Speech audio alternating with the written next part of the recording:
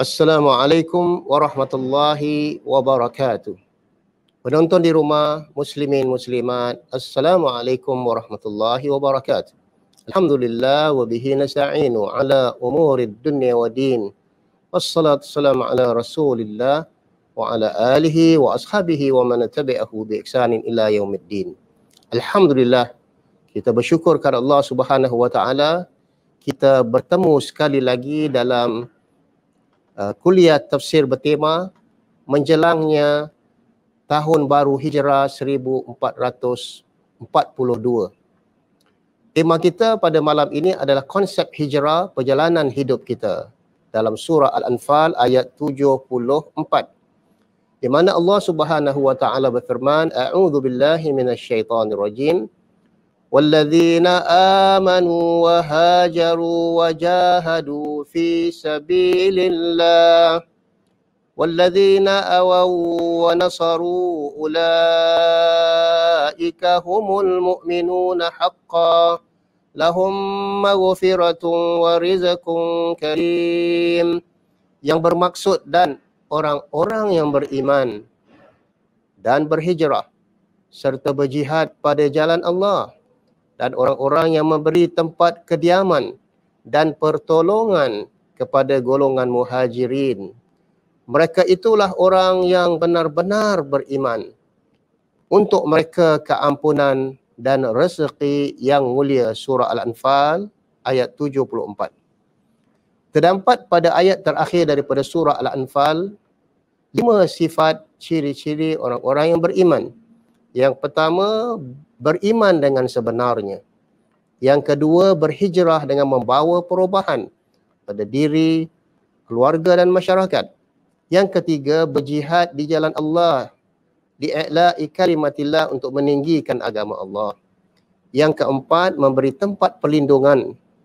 Yang kelima, memberi pertolongan kepada saudara mereka yang berhijrah. Itulah 5 sifat insya-Allah akan kita bincangkan. Muslimin muslimat penonton di rumah, kita sering dengar kalimat hijrah, ma'al hijrah, hijrah ke negeri semberang ataupun kembali dan sebagainya. Hijrah boleh diartikan dari sudut bahasa Arab, berpindah, menjauhi, berpaling, atau dengan pengertian meninggalkan cara hidup jahiliyah atau meninggalkan apa yang diharamkan oleh Allah. Nabi SAW ditanya, hijrah manakah? Hijrah mana satukah yang afdal? Qila ayyul hijratu afdalu ya Rasulullah? Qal, Nabi menjawab, al-muhajiru man hajara ma nahallahu an. Seorang yang berhijrah adalah mereka yang meninggalkan apa yang dilarang oleh Allah. Perlulah difahami bahawa kalimat hijrah telah diungkapkan di dalam Al-Quran sebanyak 31 kali. Perintah hijrah nilai ini sudah pun diperintahkan kepada Nabi SAW sejak awal nubuwah lagi, yakni sejak datangnya perintah risalah yang pertama.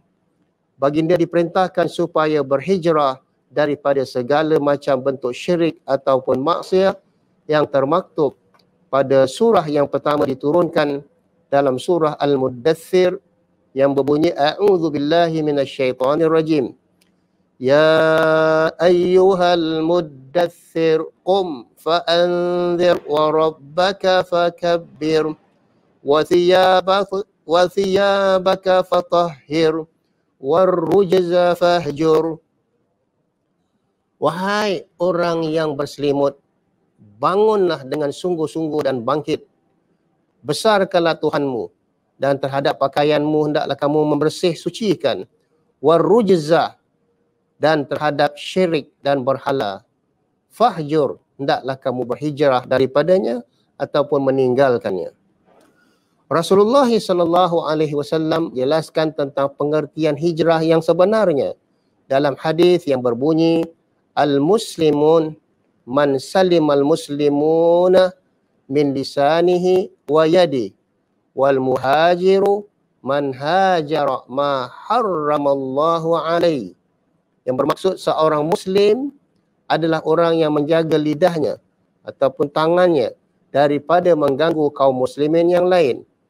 Dan orang yang berhijrah adalah mereka yang meninggalkan apa yang dilarang oleh Allah Subhanahu wa taala ataupun apa yang diharamkan.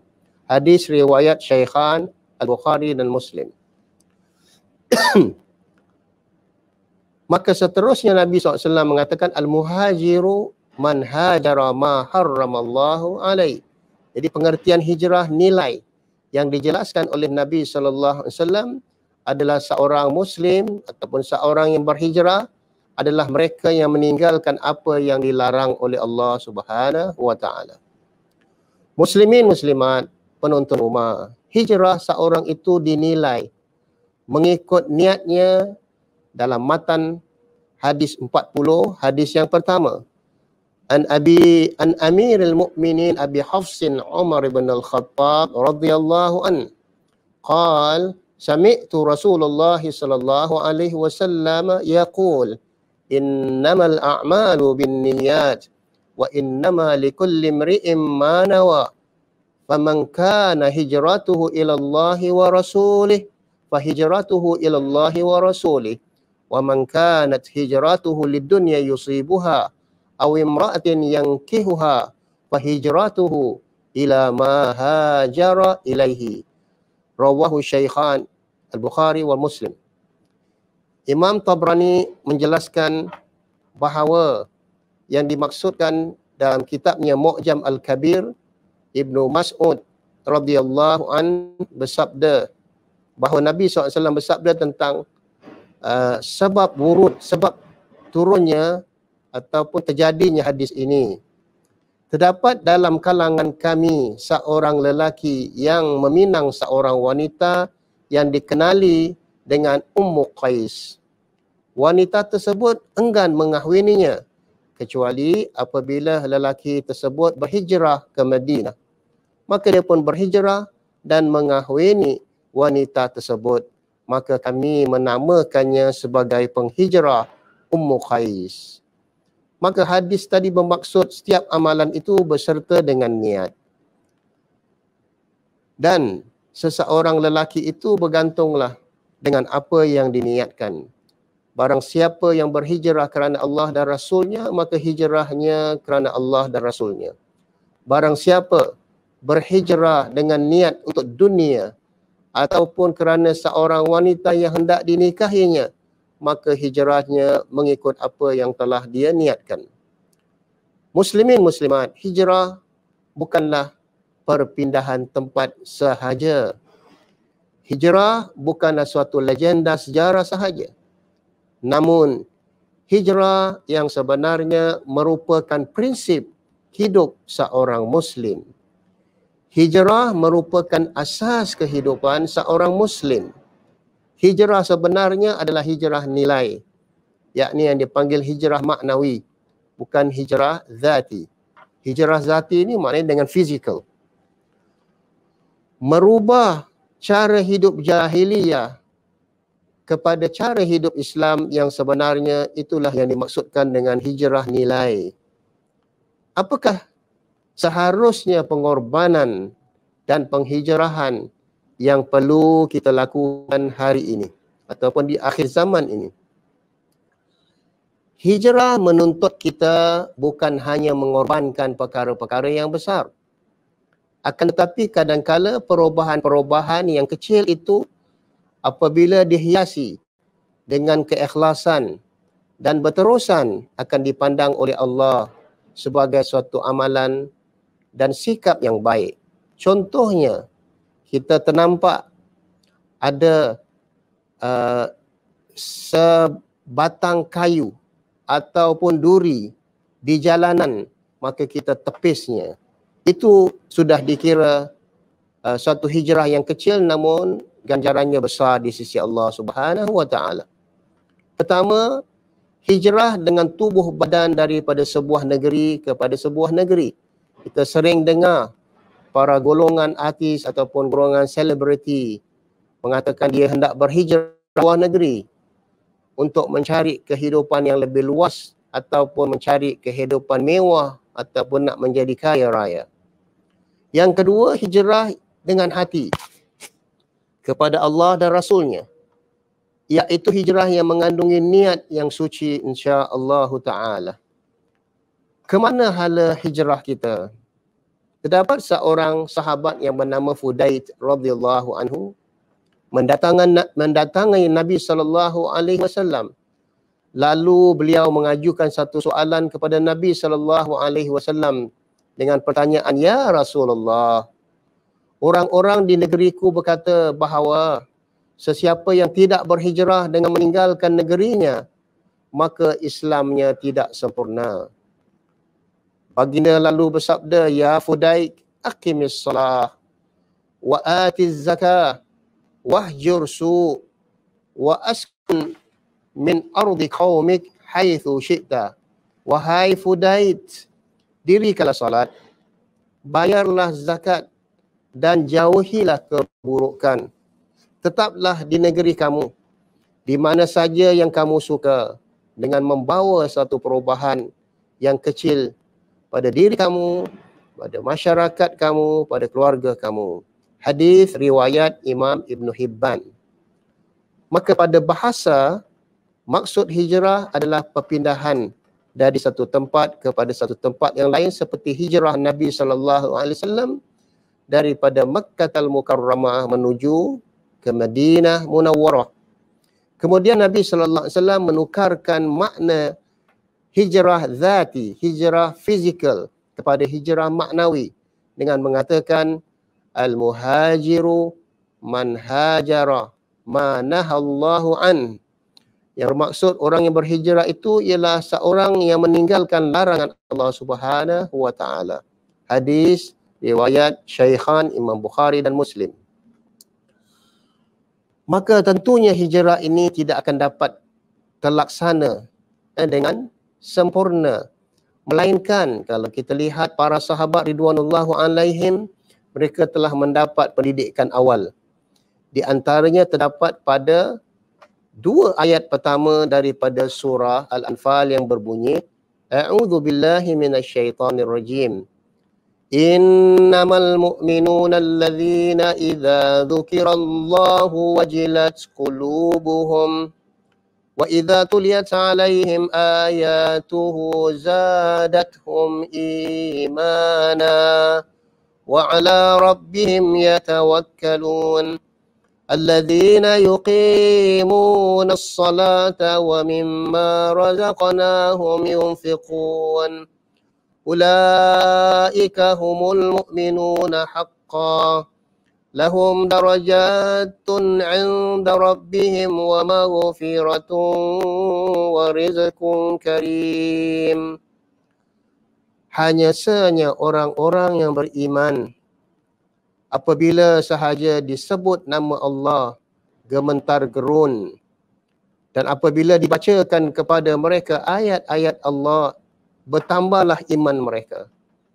Dan terhadap Tuhan mereka, mereka bertawakal. Mereka mendirikan salah, dan terhadap apa yang dikaruniakan oleh Allah Subhanahu wa taala mereka membelanjakan. Ulaika humul mu'minun haqqan. Mereka itulah orang-orang mukmin yang sebenarnya. Bagi mereka beberapa darjat di sisi Tuhan mereka dan pengampunan dan rezeki yang mulia. Pada surah Al-Anfal ayat 74 tadi, kita telah ambil 5 sifat, yakni beriman dengan sebenarnya, berhijrah membawa perubahan, berjihad pada jalan Allah, melakukan maslahah ummah, memberi tempat perlindungan, memberi pertolongan pada saudara mereka yang berhijrah. Itulah mukmin yang sebenarnya.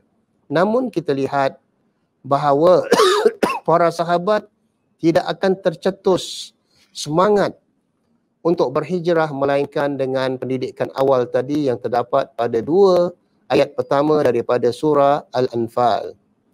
Ya, ini apakah pendidikannya? Di antaranya adalah 3 pendidikan ataupun tarbiyah. Yang pertama tarbiyah qalbiyah, ruhiyah, pendidikan hati dan roh. Yang kedua tarbiyah jasadiyah, pendidikan secara fizikal. Contohnya adalah dengan mendirikan salat ataupun mengerjakan amal-amal berdasarkan kepada fizikal mereka. Yang ketiga, tarbiyah maliyah, pendidikan dengan mengorbankan harta benda, berinfak, bersedekah dan zakat. Dan begitu juga termasuk ibadah haji yang diperlukan didikan secara fizikal dan mengorbankan harta benda. Kalau kita lihat pada hari ini, seseorang yang berniat untuk melakukan haji, dia akan sanggup mengorbankan 14,000, 15,000 ataupun sehingga 20,000 semata-mata untuk menyahut seruan Allah Subhanahu wa taala. Muslimin muslimat, terdapat pada ayat yang kedua, yang ketiga daripada surah Al-Anfal, sifat mukmin sebagaimana yang dijelaskan, innamal mu'minuna allazina idza dzukirallah wajilat qulubuhum. Yakni hanya sanya orang yang beriman itu adalah mereka yang apabila disebut sahaja nama Allah, gementar gerun, seperti seseorang apabila satu ketika tiba-tiba mendengar laungan azan Allahu Akbar. Yang kedua, wa idza tuliyat alaihim ayatuhu, apabila dibacakan kepada mereka ayat-ayat Allah, maka bertambahlah iman mereka. Itulah sifat orang yang beriman yang kedua. Maka kita lihat sifat-sifat mukmin yang sejati. Yang pertama adalah zikrullah, gementar hati takut kepada Allah Subhanahu wa taala. Yang kedua, Quran. Apabila saja dibacakan kepada mereka ayat-ayat Allah, bertambahlah iman mereka. Wa ala rabbihim yatawakkalun. Sifat yang ketiga adalah bertawakal kepada Allah. Yang keempat, tetap istiqamah, iltizam dengan mendirikan salat 5 waktu. Yang kelima, menafkahkan sebahagian daripada rezeki yang dikaruniakan oleh Allah Subhanahu wa taala kepada mereka. Mereka itulah orang-orang yang beriman dengan sebenar-benarnya. Al-Anfal ayat 2 dan 3.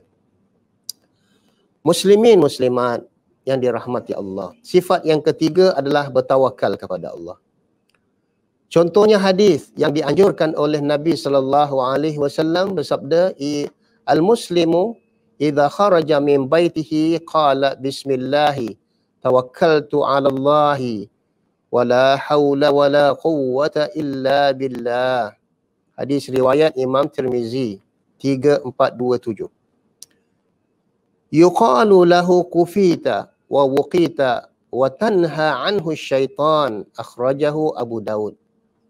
Seorang Muslim apabila ia keluar dari rumahnya dengan membaca Bismillahi tawakkaltu 'ala Allahi la haula wala quwwata illa billah, dengan nama Allah aku bertawakal kepada Allah, tidak ada daya dan kekuatan melainkan dengan Allah, maka dikatakan kepadanya para malaikat, kufita, kamu telah mencukupi, waqita, kamu telah mendapat skim perlindungan dari Allah Subhanahu wa taala, tanha ataupun tanaha anhu syaitan, maka syaitan pun melarikan diri daripadanya.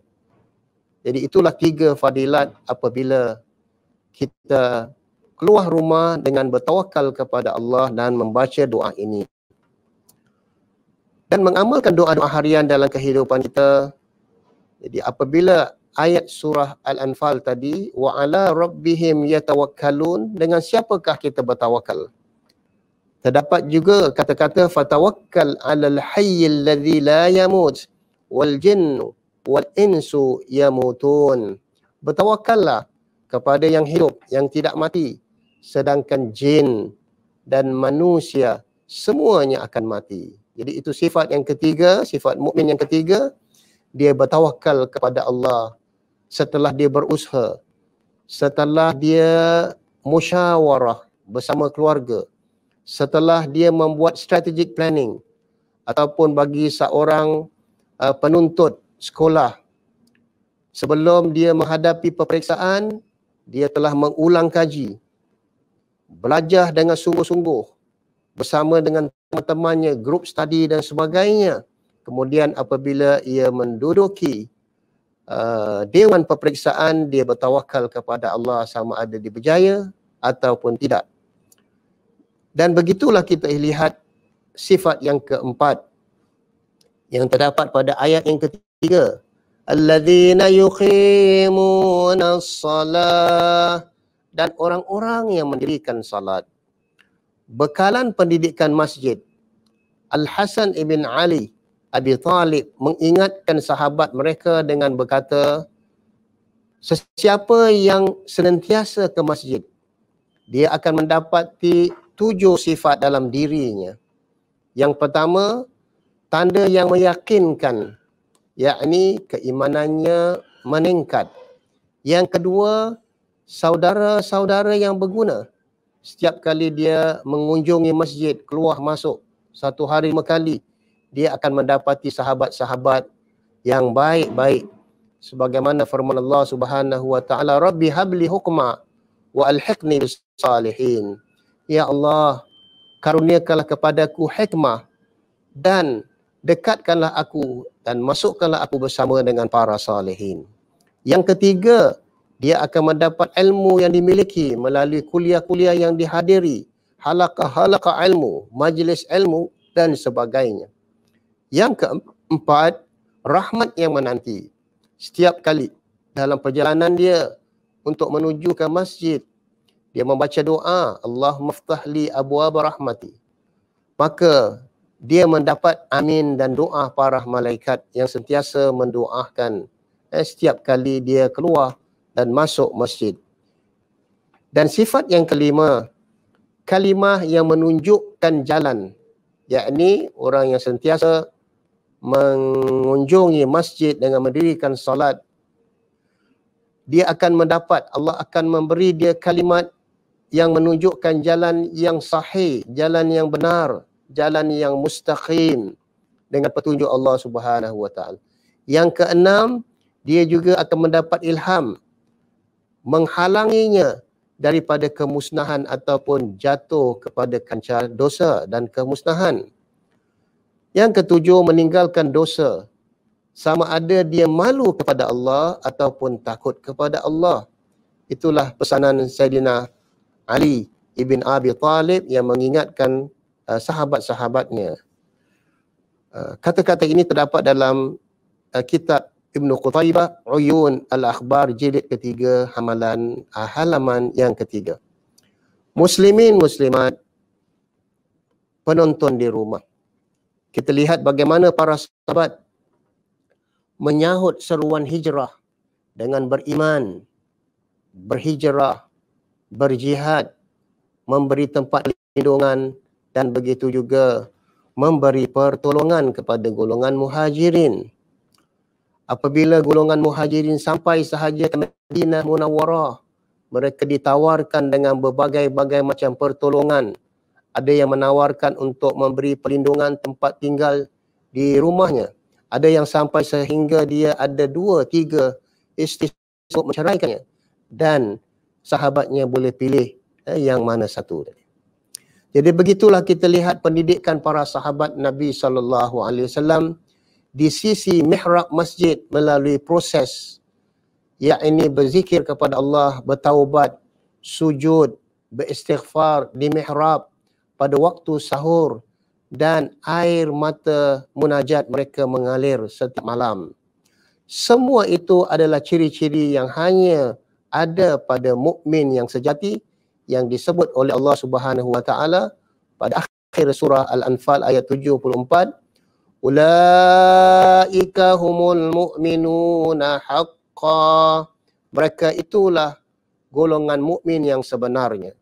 Pada ayat yang kedua dan ayat terakhir surah Al-Anfal ayat ketiga, Allah menyebut ulaika humul mu'minuna haqqan lahum darajatun 'inda rabbihim wa maghfiratun wa rizqun karim. Mereka yang mempunyai 5 sifat tadi adalah golongan mukmin yang sebenar-benarnya.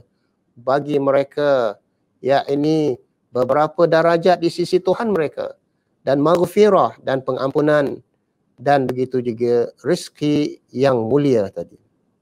Maka dari itu setelah para sahabat menjalani pendidikan iman, tarbiyah imaniyah, mereka berhijrah, mereka berjihad, memberi pertolongan dan perlindungan pada para sahabat mereka golongan muhajirin. Nah, di sinilah nilai-nilai hijrah pada hari ini dan pada masa hadapan. Kita insya-Allah besok lusa akan masuk pada tahun baharu hijrah 1442. Maka pertama, hijrah merupakan prinsip hidup dan asas kehidupan seorang Muslim. Kedua, berhijrah sikap dengan meninggalkan larangan-larangan Allah. Al-muhajiru man hajara ma harramallahu alaihi.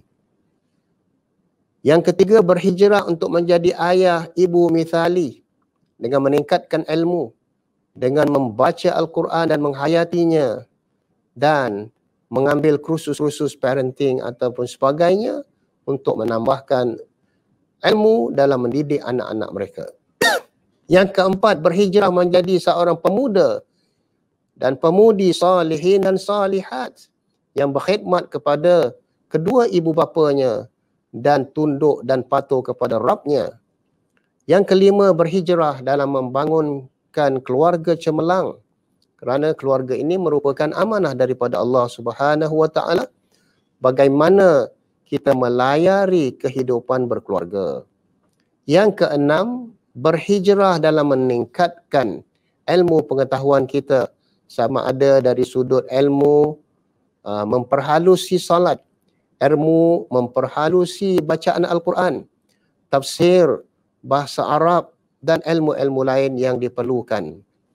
Marilah berhijrah untuk mendalami ilmu Al-Quran ataupun ulumul Quran ataupun ulumul tafsir ataupun asasut tafsir dan sebagainya. Yang ke-8, berhijrah ke rumah Allah untuk mendapatkan ketenangan jiwa, fikiran yang bersih. Kerana kita hidup di akhir zaman ini, kadang-kala kita menghadapi hipertensi, stres, tekanan jiwa. Di manakah boleh kita dapat ketenangan jika kita tidak masuk ke dalam rumah Allah untuk mendapatkan ketenangan. Jadi itulah lebih kurang 7-8 prinsip hidup kita untuk mengharungi kehidupan ini apabila setiap kali kita memasuki tahun baru hijrah dengan meletakkan niat dan azam baru untuk membawa perubahan pada diri kita, pada keluarga kita, pada masyarakat kita. Apakah sumbangan ataupun perubahan yang hendak kita bawa? Nabi SAW bersabda dalam hadis yang bermaksud hari ini mestilah lebih baik daripada semalam tadi. Maknanya perlu ada peningkatan dari sudut salat kita. Salat-salat sunnah. Hanya kalau dulu mungkin kita hanya melakukan salat sunnah rawatib. Sekarang ini kita melakukan salat tahajud, salat witir, solat-solat sebagainya dan solat-solat yang boleh mendekatkan diri kita kepada Allah Subhanahu wa taala dengan memperbanyakkan rukuk dan sujud. Jadi itulah yang mana kita lihat para sahabat golongan mukmin yang terdahulu telah merasai kehidupan ini yang simple, yang sederhana. Dan orang-orang mukmin yang hidup di zaman tamadun kompleks hari ini juga telah turut merasainya. Bahkan salat pada zaman ini lebih jelas boleh mendatangkan kegembiraan, ketenangan dan fikiran yang luas dan jiwa yang tenang. Kerana manusia yang hidup pada zaman moden yang kompleks pada hari ini, mereka merasa jemu, bosan, stres ataupun hypertension. Tiba-tiba solat dilakukan dapat menghilangkan dan melegakan kehidupan mereka yang kusut, yang membosankan itu dengan menjadi mukmin yang baik. Jadi mudah-mudahan insya-Allah semoga kita senantiasa mempunyai azam yang kuat untuk mempertingkatkan diri kita pada tahun hijrah tahun ini, yakni 1442 hijrah, dengan membawa satu perubahan walaupun ia sedikit, namun kalau sekiranya ia beristiqamah insya-Allah kita akan membawa perubahan yang cemerlang pada diri kita, masyarakat kita, dan bagaimana apakah sumbangan-sumbangan kita untuk membangunkan sebuah negara yang cemerlang dan harmoni. Wallahu a'lam bisawab. Aqulu qawli hadha wa astaghfirullah li wa lakum wa li jami' muslimin. Assalamualaikum warahmatullahi wabarakatuh.